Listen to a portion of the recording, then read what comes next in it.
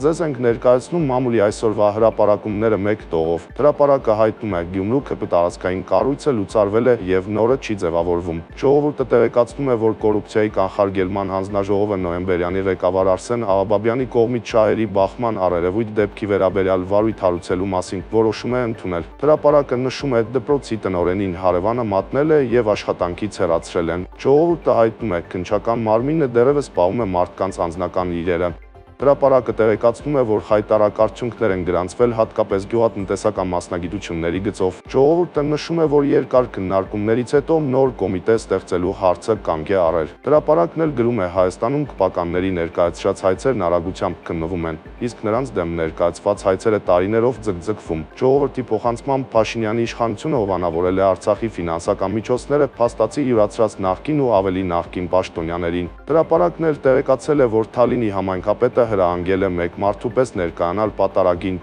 անձամբ ներկաբացակա անելու։